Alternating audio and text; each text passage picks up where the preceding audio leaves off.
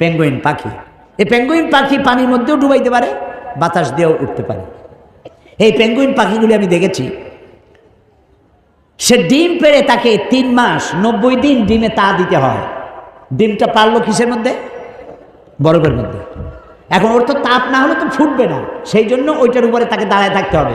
Penguin কিন্তু আবার এই শুইতে বসতে পারে না, দাঁড়ায় থাকে। আর গায়ে একটা কালো চাদরের মতো, বুকটা সাদা, মনে হয় সৌদি প্রিন্স। হাঁটেও খুব কায়দা করে, জমিদারি স্টাইলে হাঁটে। তো বাচ্চা ডিম দিয়ে ডিমের উপরে সে দাঁড়ায় থাকে, তার শরীরের একটা অংশ ডিমের উপরে দিয়ে দাঁড়ায় থাকে। 3 মাস 90 দিন দাঁড়ায় থাকতে হবে। এই 90 দিন সে খাবে কি? ওর স্বামীকে, পুরুষ পেঙ্গুইনকে আল্লাহ এত দয়া দিছেন, ও মাছ ধরে ধরে রে প্রত্যেক দিন ওর বউরে খাওয়ায়। সুবহানাল্লাহ, সুবহানাল্লাহ। এই যে টেলিভিশনের মধ্যে নানান রকমের আছে, কি বলে, চ্যানেল, এইসব হাবিজাবি উল্লুক মার্কা লাভ ঝাপ না দেখা অ্যানিমেল প্ল্যানেট দেখেন, ডিসকভারি দেখেন, ন্যাশনাল জিওগ্রাফি দেখেন। এখন প্রশ্ন উঠতে পারে, সব মানুষের খেদমতে বুঝলাম, কিন্তু মশা দিয়া কি খেদমত হয়? মশার কামড়ের চোটে বাড়ি থাকতে পারি না, এ প্রশ্ন উঠতে পারে কিনা? উঠতেই পারে। আল্লাহ যদি সবই মানুষের কল্যাণে বানায়, তুই মশা বানাইছি কি কামে? আপনি বোঝেন না, বোঝেন নাই। একটা মশা, একে সহজে মারাও যায় না। ওকে বহুত কায়দা করে হাতটা আস্তে নিয়ে যেইটা মারবেন তার আগেই সে উড়ে চলে যাবে, খুব চালাক। এই মশা কি জন্য বানাইছেন আল্লাহ? এখন দেখেন, এই মশা মারার জন্য কত company, Mortein, aerosol, ICI company, মশারি, কত রকমের ওষুধ আর মশারি, এগুলো বানাবার পেছনে লক্ষ লক্ষ শ্রমিক কাজ করে, আর লক্ষ লক্ষ মানুষের পেটের ভাত জোটে। আপনি তো বুঝবেন না কোনটার মধ্যে কি জিনিস আছে, আল্লাহ বানাইছে কেন? তোমার মাথায় তো কুলাবে না। মশা আছে বলেই তো মশারি, মশা আছে বলেই তো মর্টিন বিক্রি হয় জম্মের মতো। এখন চিন্তা হয়তো, তাহলে সাপ বানাইছে কেন? সাপ বানাইছে কেন তা জানুন না তো? সাপের চামড়া দিয়া, সাপের চামড়ার মেলা দাম, এ দিয়ে ভ্যানিটি ব্যাগ তৈরি হয়, মহিলারা ব্যবহার করে, খুব দামি। আর সাপের বিষ, এটা দিয়ে ঔষধ তৈরি হয়। সব থেকে বিষাক্ত সাপ যেটা, যেই সাপের বিষ ব্লাড টাচ করার সাথে সাথে মানুষ মারা যায়, এই ধরনের মারাত্মক আফ্রিকান কোবরা, সেই সাপের বিষ দিয়ে মানুষের জীবন রক্ষাকারী লাইফ সেভিং মেডিসিন তৈরি হয়। সুবহানাল্লাহ। মরবে ঠিক, মানুষ মরবে ঠিক, কিন্তু মরার আগেও কথা বলে মরবে, এরকম ওষুধ সাপের বিষ দিয়ে তৈরি হয়। সুবহানাল্লাহ, সুবহানাল্লাহ।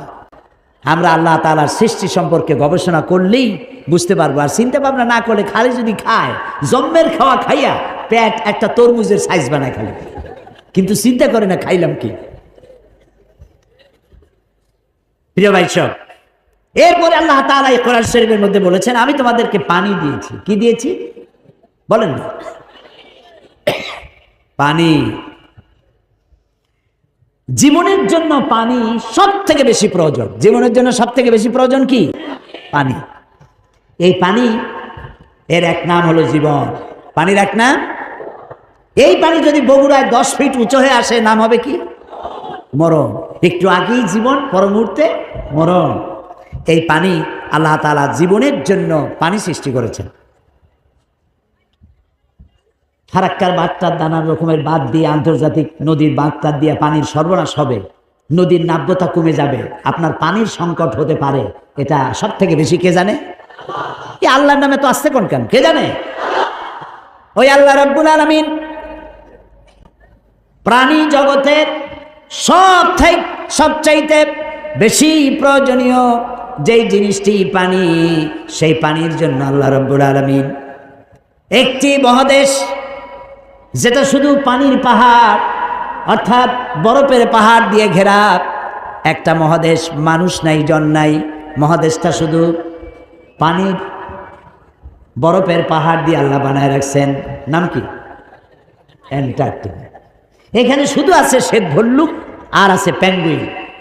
The universe and doctor Einstein গ্রন্থে তারা বলেছেন যে সূর্য ধীরে ধীরে এর আলো কমে যাবে, আলো থাকবে না।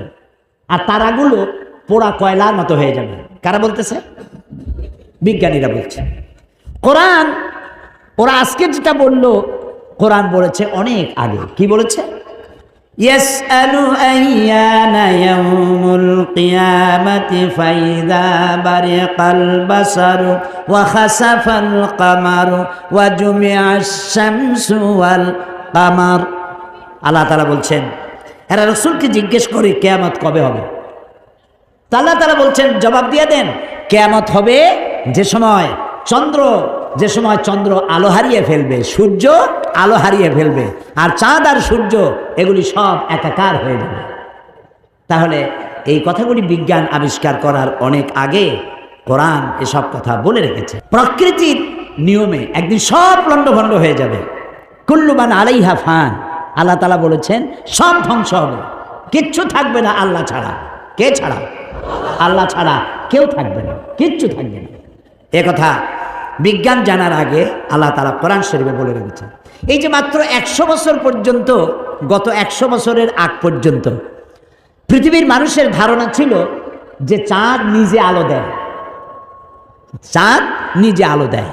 আর বলতো বুড়ো বুড়িরা যে চাঁদের মধ্যে যে কালো কালো জিনিস দেখা যায় ওইটা হলো একটা বট গাছ, ওখানে একটা বুড়ি থাকে। তো ছোটবেলায় চিন্তা করতাম একটা বুড়ি অনেক করে কি, তো বলতো যে বুড়ি ওইখানে সুতা কাটে। তো তখন খুব বেশি চিন্তায় পড়তাম, এত পরিশ্রম করে এই বুড়ি সুতা কাটিয়া, এই বুড়ি খায় কি? পরে জানা গেল যে ওখানে বট গাছও নাই আর ওখানে কোনো বুড়িও থাকে না। এই চাঁদ এর নিজস্ব কোনো আলো নাই, এই কথা 100 বছরের মতো হলো বিজ্ঞানীরা আবিষ্কার করেছে। কিন্তু আল্লাহ তাআলা বলে রেখেছেন 1400 বছর আগে। সুবহানাল্লাহ। আল্লাহ তাআলা সূর্যকে বলেছেন, খুব লক্ষ্য করুন, সূর্যের আরবি হচ্ছে শামসুন, সেরাজুন, ওয়াহাজুন, দিয়াউন। এগুলি সূর্যকে বলা হয়েছে। এর অর্থ কি? সূর্যকে বলা হয়েছে আলো, আলো উৎপাদনকারী, উত্তাপ সৃষ্টিকারী, আলো বিকিরণকারী, উত্তপ্ত, উজ্জ্বল, প্রজ্জ্বল, আলো বিকিরণকারী, এটা হলো সূর্য। আর চাঁদ সম্পর্কে কি বলছে লক্ষ্য করুন। আলাম তারা কাইফা খালাকাল্লাহু সাবআ সামাওয়াতিন তিবাকা ওয়া জাআলাল কামারা ফীহিন্না নূরাও ওয়া জাআলাশ শামসা সিরাজা। মহাপবিত্র সেই মহান সত্তা আল্লাহ রাব্বুল আলামিন, যিনি 7 আসমান সৃষ্টি করেছেন। ওয়া জাআলাল কামারা ফীহিন্না নূরান, আর যিনি চাঁদ সৃষ্টি করে তার মধ্যে আলো দিয়েছেন। ওয়া জাআলাশ শামসা সিরাজা, আর সূর্যকে করেছেন উজ্জ্বল আলো সৃষ্টিকারী। দেখো সূর্যকে বলা হলো শামসুন, উত্তপ্ত আলো, উত্তাপ সৃষ্টি করে যেটা, সেটার নাম শামসুন, সিরাজুন, ওয়াহাজুন, দিয়াউ। আর চাঁদের কথা বলতে গিয়ে আল্লাহ তাআলা বলেছেন কামারা মুনিরা। চাঁদের আরবি হলো কামার, আর মুনিরা মানে আলোক প্রাপ্ত। চাঁদের নিজের কোনো আলো নাই, আলো প্রাপ্ত হয়ে সেই আলো সে বিকিরণ করে। এই কথা কোরআন শরীফে আল্লাহ তাআলা 1400 বছর আগে বলে দিয়েছেন। সুবহানাল্লাহ। এরপরে আপনারা দেখুন, এই যে উদ্ভিদ, গাছপালা, গাছ আমাদের জীবনের শত্রু নাকি? গাছ আমাদের কি? কাজে যেখানে পান সমানে কাটেন। মানুষ সমানে গাছ কাটে, কিন্তু যে পরিমাণ কাটে সে পরিমাণ গাছ তারা লাগায় না। এই গাছ সম্পর্কে, গাছ আমাদের যে বন্ধু, গাছটা আল্লাহ রাব্বুল আলামিন আমাদের জন্য নিয়ামত হিসেবে দিয়েছেন। এটার কাজ হচ্ছে কি? আল্লাহ তাআলা বলছেন ওয়াল আরদা বাদা যালিকা দাহাহা আখরাজা মিনহা মাহা ওয়া মারআহা। এই উদ্ভিদগুলো, এর থেকে তরুলতা, উদ্ভিদ তরুলতা, এর থেকে বায়ু নির্গত হয় এবং তিনি এই দিয়ে জমিনকে সুন্দর করে প্রতিষ্ঠিত করেছেন। এবং এই গাছপালা তোমাদের জন্য এবং তোমাদের পশুর জন্য, তোমাদের জন্য অত্যন্ত বিরাট সম্পদ। তার মানে মানুষ, আমরা যে বাতাস থেকে অক্সিজেন নেই, যখন আমরা অক্সিজেনটা নিয়ে যখন ছেড়ে দেই, তখন যেটা ছাড়ি ওইটাকে বলা হয় carbon die oxide. Carbon die oxide হচ্ছে বিষ। এই যে আপনারা এখানে হাজার হাজার মানুষ বসে আছেন, আপনারা প্রত্যেকেই বাতাস থেকে অক্সিজেন নিচ্ছেন, আর যেটা ছাড়তেছেন সেটা বিষ। এই বিষটাকে পরিশুদ্ধ করার মতো কোনো ফ্যাক্টরি পৃথিবীর কাছে নাই। আল্লাহ তাআলা গাছ বানাইছেন। গাছের খাদ্য হলো আপনি যেটা ফেলে দেন, নাক দিয়া মুখ দিয়া যেটাকে উদ্গীরণ করেন, ফেলে দেন, নিঃশ্বাস যেটা বের করে দেন, ওটা হলো গাছের খাদ্য। আর প্রতি মুহূর্তে সূর্যের উত্তাপ আর গাছের সবুজ রং দুটিতে মিলে এক প্রকারের রন্ধন ক্রিয়া হয়, আর ওর মধ্য দিয়ে কার্বন ডাই অক্সাইডকে প্রতি মুহূর্তে আল্লাহ রাব্বুল আলামিন অক্সিজেন বানাইয়া গাছের ভিতর থেকে বের করে দেন। সুবহানাল্লাহ বিহামদিহি। এই মানুষের সৃষ্টির জন্য আল্লাহ তাআলা বলেছেন খালাকালাকুম মা ফিল আরদি জামিআ, এই পৃথিবীতে যা বানাইছি সব তোমার জন্য। সুবহানাল্লাহ। বিজ্ঞানীরা বলেছেন পাহাড়ের অত্যুচ্চ শিখর থেকে শুরু করে আটলান্টিক মহাসাগরের অতল তলদেশ পর্যন্ত যেখানে যা কিছু আছে সবগুলি মানব সেবায় নিয়োজিত, সব মানুষের খেদমতের জন্য আল্লাহ বানিয়েছেন। আল্লাহুল্লাযী আরসালা রিয়াহা, আল্লাহ হচ্ছেন তিনি যিনি বাতাস পাঠান। ফাতুসিরু সাহাবা, বাতাসে ধাক্কা মেরে সাহাবকে সরাই নিয়ে যায়। সাহাব হলো মেঘ। মানে মেঘ যে কত প্রকার, প্লেনে না উঠলে বুঝবেন না, প্লেনে উঠলে দেখবেন বুঝবেন যে মেঘ কত প্রকার, কতটা স্তর। মনে হয় যেন আল্লাহ তাআলা তুলা শুকা দিছে, লেপ বানাবে। কোনোটা উঁচা নিচা, কোনোটা সমান, কোনোটা পাতলা, কোনোটা হালকা, কোনোটা ভারী গোলাকার, নানান রকমের মেঘ ভেসে বেড়াচ্ছে। এই মেঘ হলো কোত্থেকে? সমুদ্র থেকে পানি উঠানো হয়েছে। সমুদ্র থেকে পানি উঠানো হলো। এই পানি উপরে উঠে গেল, আল্লাহ মেঘমালায় পরিণত করে দিলেন। বাতাসকে হুকুম করলেন, বাতাস এই মেঘকে টেনে নিয়ে যাও বগুড়ার উপরে। কোরআন শরীফে বগুড়ার নাম নাই, বেহুদা আনন্দ করার কোনো কারণ নাই। আমি ব্যাখ্যায় বললাম, আল্লাহ তাআলা বাতাসকে হুকুম করেন নিয়ে যাও, যেখানে পানি দরকার সেই জায়গায় অমুক জায়গায় নিয়ে যাও। তো বাতাস আল্লাহ তো বলেন কোন, আর হয়ে যায় কোন, ছায়া কোন হয়ে যায়। তো বাতাস এখানে চলে এলো, মেঘ আসে। এখন বৃষ্টির জন্য আল্লাহ বলে দেন বৃষ্টি হয়। তো এই বৃষ্টি তো কলসির কান্দার মতো নাজিল হইতে পারতো না? কলসির কান্দা দিয়ে পানি পড়া বোঝেন? তো এই কলসির কান্দার মতো যদি পড়তো আকাশ দিয়া পানি, তাহলে বাড়িঘর থাকতো একটাও? তাও সুবহানাল্লাহ কবেন না। আল্লাহ রাব্বুল আলামিন জমিনের প্রয়োজন মিটাচ্ছেন, আবার যেন মানুষের বাড়ি ঘরের গরু বাছুরের ক্ষতি না হয়, সেগুলি যেন বিপদে না পড়ে, কষ্টে না পড়ে, সেজন্য বিন্দু বিন্দু করে, ফোঁটা ফোঁটা করে বৃষ্টির পানি নাজিল করে দিয়ে পৃথিবীর কোথায় শুষ্ক একটা বালি, এক কোনা মাটি পড়ে আছে, তালাশ করে করে সমস্ত মাটিগুলি আল্লাহ রাব্বুল আলামিন সিক্ত করে দেন, ভিজায়া দেন। পানিতে যখন ভিজে গেল, ফাসুকনাহু ইলা বালাদিন মাইয়িতিন ফাআহইয়ানা বিহিল আরদা বাদা মাউতিহা। এটা ছিল মরা জমিন, আমি বৃষ্টির পানি দিয়া মরা জমিনটাকে আবার জিন্দা করে দিলাম। সেখানে তুমি বীজ বপন করলে। এখন এই পানিটা কে দিল? সূরা ওয়াকে আল্লাহ তাআলা বলছেন, আফারাইতুমুল মাআল্লাযী তাশরাবুন আআনতুম আনজালতুমুহু মিনাল মুজনি আম নাহনুল মুনজিলুন। যে পানি তুমি পান করো, আকাশ থেকে নাজিল হলো, এ পানিটা কে বর্ষণ করলো? তুমি করছো না আমি করছি? লাউ নাশাউ জাআলনাহু উজাজান, আমি তো ইচ্ছে করলে পানিটাকে লবণাক্ত করেই নাজিল করতাম। পানি যে উঠাইছি সমুদ্র দিয়ে, সমুদ্রের পানি মিষ্টি না নোনা? নোনা পানি।